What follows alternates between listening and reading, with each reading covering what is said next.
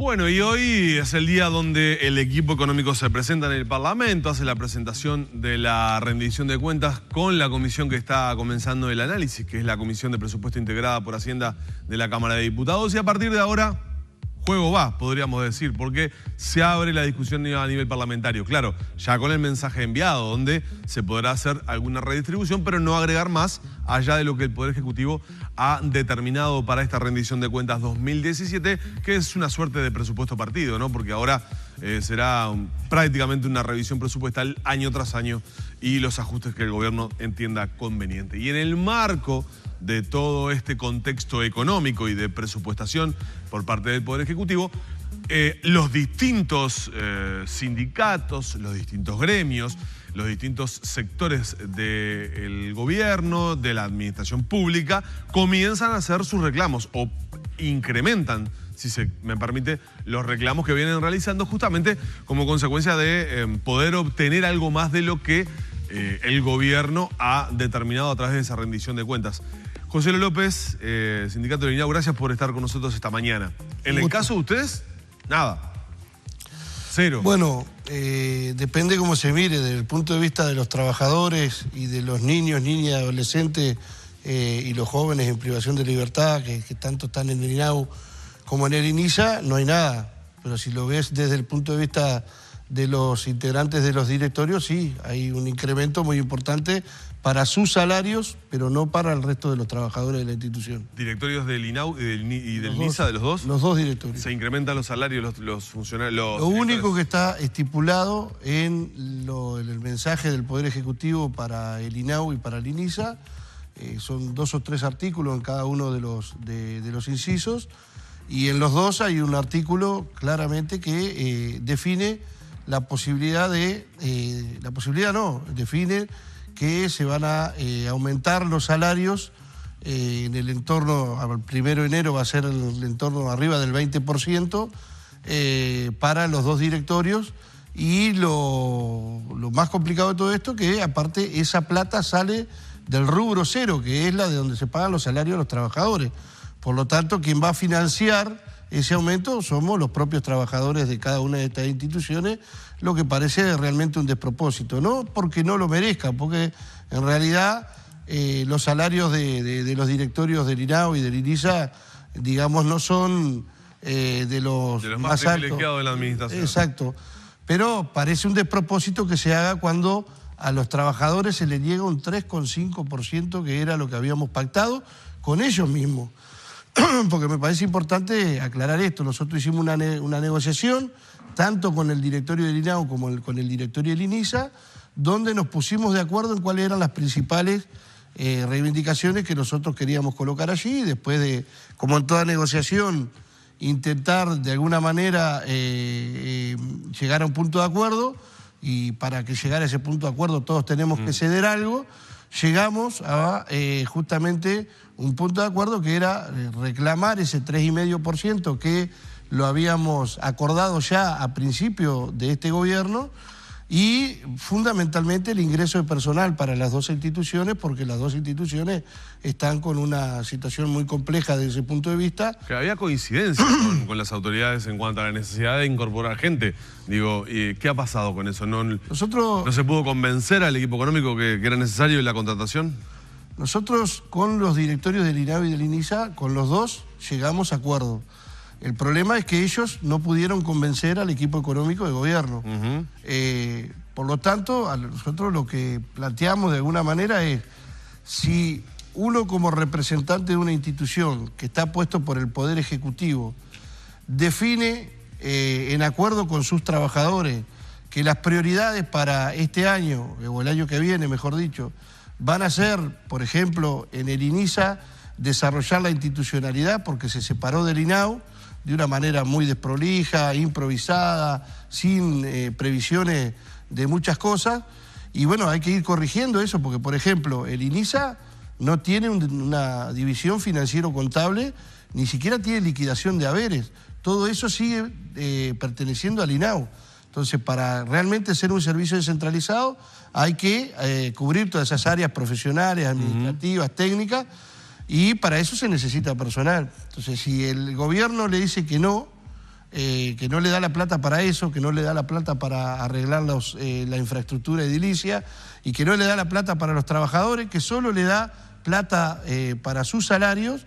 Bueno, realmente habría que preguntarle al directorio del INISA y mucho más al del INAU, ¿no? Porque por lo menos el directorio del INISA lo que ha planteado ahora es que lo que van a hacer ellos es igual enviar el proyecto de rendición de cuentas al Parlamento para que el Parlamento a nivel nacional vea, digamos, cuáles son los planteos que está haciendo la institución. Ahora, en el caso del INAU no es así, ¿no? Claro, por eso le quiero preguntarle, porque el INAU, por ejemplo, que tiene un foco importante en lo que es primera infancia, hablando del Sistema Nacional de Cuidados y la atención que ahora el Sistema Nacional de Cuidados con el soporte que tiene en INAU le brinda a los chicos en primera infancia, de pronto alguno de los planes que tenían previstos pueden llegar a verse cercenados con esto.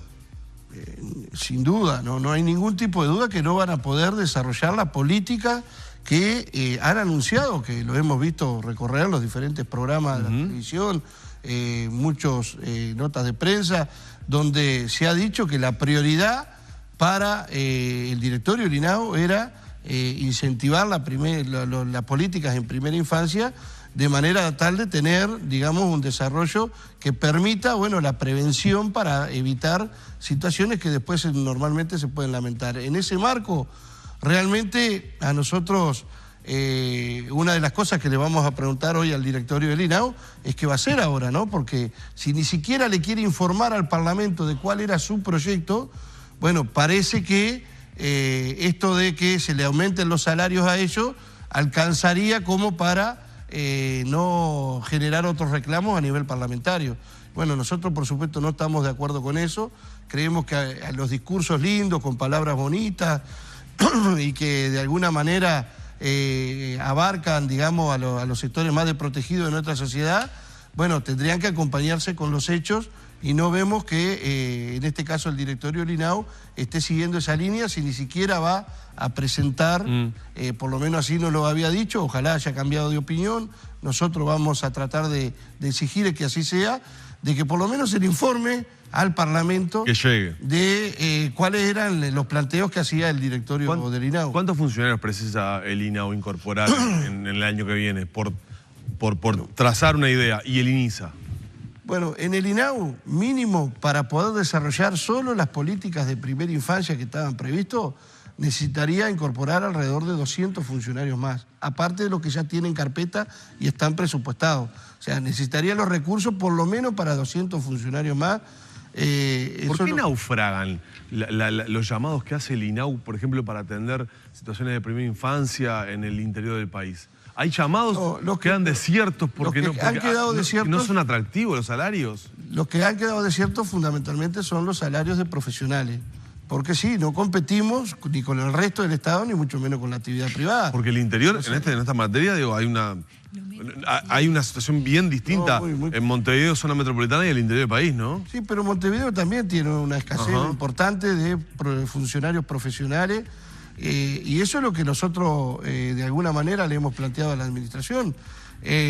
Nos parece que es absolutamente necesario tener una actitud activa, digamos, hacia eso y no quedarse sumiso ante el planteo. El Poder Ejecutivo, el equipo económico nos dijo que no, y bueno, si nos dijeron que no hacemos nada, porque sí nos llevamos el aumento del salario de los integrantes del directorio. Nos parece que esa política realmente deja mucho que desear y creemos que tienen que salir a pelearla en la cancha, porque en definitiva eso fue el compromiso que habían asumido con sus trabajadores y con la población en general. Y para el caso del INISA, ¿cuántos trabajadores se necesitan? Bueno, porque allí la propia Fulco había reconoce el Fulco y el directorio del INISA que se necesita gente. Nos pusimos de acuerdo con el directorio del INISA, el planteo era de 400 nuevos funcionarios, sobre todo para las áreas administrativas, para profesionales, técnicos y también para las áreas de atención directa. Ese sería el mínimo imprescindible para poder desarrollar algunos de los planteos que son absolutamente necesarios profundizar en la actual administración. Y bueno, ahí hay que ver, ¿no? Ya se había hecho algunos anuncios integrantes del directorio del INISA respecto a a cuál iba a ser su actitud en función de si se le daban los presupuestos o no se le daban los presupuestos, pero eso lo tendrán que responder ellos, porque realmente a mí me parece que es muy, muy complicado de que uno, como representante del poder político, esté en estas instituciones que realmente han sido, digamos, tienen un rol preponderante dentro de la sociedad, y que cuando se les solicita los recursos para desarrollar y mejorar todo lo que tiene que ver con las diferentes instituciones, bueno, el Poder Ejecutivo le da la espalda y no le da un peso para esto. Sí, a propósito, hay que decir que digamos, la producción de Arriba Gente se comunicó con, en el caso de Fulco, por ejemplo, del INISA, si bien no quiso hacer demasiados comentarios, dijo que están trabajando en una reestructura de los planes de trabajo y programas previstos para el año que viene, como consecuencia de que la rendición de cuentas prevé un rubro cero para el organismo. Están de alguna forma obligados a reorganizar lo que estaba planificado, porque va a afectar a reformas edilicias, planes educativos y deportivos, contratación de personal y puesta en marcha de otras actividades, entre otras cosas. Hoy tienen paro, 24 horas. Sí, hay un paro, el paro es parcial, es a partir de las 8 en los centros diurnos del INAU, a partir de las 10 de la mañana en las diferentes oficinas, tanto de INAU como de INISA. Los servicios de atención directa de 24 horas, tanto en privación de libertad como en amparo a nivel de Montevideo y la zona metropolitana, van a estar cubiertos con guardia gremial. Y bueno, la idea es justamente trasladar toda esta información en un plenario que vamos a hacer en AEBU, y después trasladarnos movilizados hasta el directorio del INAU, donde vamos a entregar una carta, porque la diferencia sustancial que hay hoy entre los dos directorios es que el compromiso del directorio del INISA es que mañana va a ingresar el proyecto de rendición de cuentas propio al Parlamento. El directorio del INAU hasta ahora no se ha expresado en ese sentido, o lo que nos ha dicho que no iba a presentar nada, y bueno, por eso vamos a tratar de exigirle al directorio del INAU de que haga esa presentación para que los legisladores, los representantes de toda la sociedad, de todos los partidos, bueno, de alguna manera tengan conocimiento de que, en definitiva, acá el Poder Ejecutivo le está dando la espalda a un organismo social como es el INAU, que realmente cumple un rol preponderante en la sociedad nuestra, ¿no? Aprovecho que lo tengo acá para compartir con los televidentes y trasladar la consulta a usted sobre una información que sale publicada hoy en la página 15 de Búsqueda, que habla de un profesional, un experto de ONU que estuvo recorriendo centros de internación del INAU. Estamos hablando de Jorge Cardona, que es uno de los líderes en la defensa de los derechos humanos, integrante del Comité de los Derechos del Niño de Naciones Unidas, y dijo que Uruguay ha sido líder en la defensa de los derechos humanos, pero que le llama la atención el trato que le da nuestro país a algunos niños y adolescentes, y especialmente hizo una recorrida en centros del INAU y del INISA.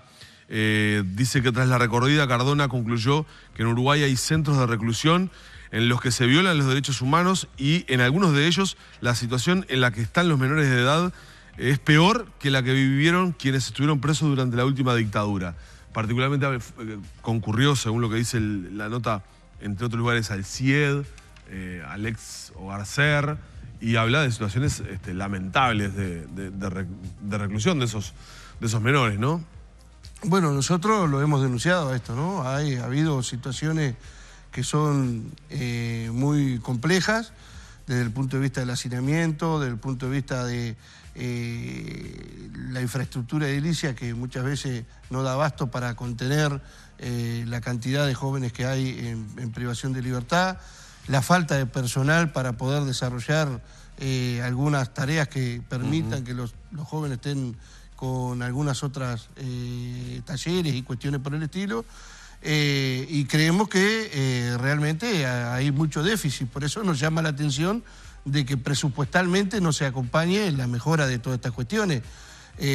Yo creo que compararlo con la época de la dictadura es como demasiado, pero bueno, cada cual tiene derecho a opinar lo que quiera, pero es verdad de que la situación dentro de los centros de reclusión, no a nivel total, digamos, general, pero hay varios servicios que tienen deficiencias muy complejas. Pero ¿eso por qué, López? Porque a ver, uno, por ejemplo, se pone a mirar el funcionamiento en Colonia Barro, por ejemplo, ¿no?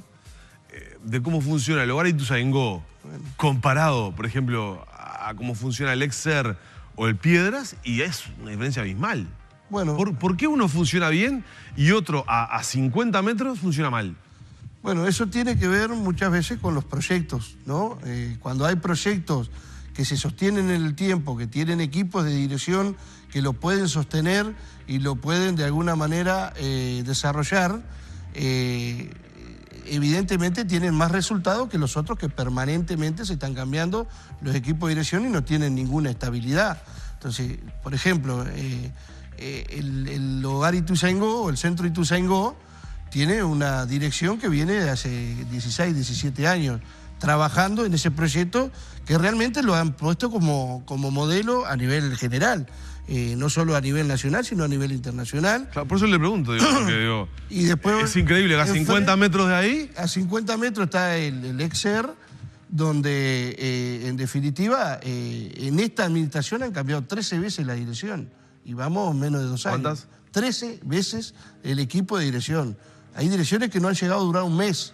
Entonces, con esa inestabilidad no se puede ni hacer comprometer a los jóvenes que están allí con un proyecto, ni mucho menos tampoco comprometer a los trabajadores que permanentemente están cambiando y que están generando, y a eso sí se le suma toda la situación desde el punto de vista edilicio, la falta de personal, y bueno, hay gente que evidentemente si no tiene estabilidad los propios directores, menos estabilidad le van a dar a los trabajadores y menos estabilidad le van a dar a los jóvenes que están allí, ¿no? Bien, vamos a estar atentos entonces a la paralización y a las movilizaciones que van a estar realizando en esta jornada y estaremos atentos cuando vayan al Parlamento a ver qué es lo que sucede. Gracias, López. Bueno, muchas gracias a ustedes por habernos invitado. Bueno, vamos cerrando la entrevista por acá con José López.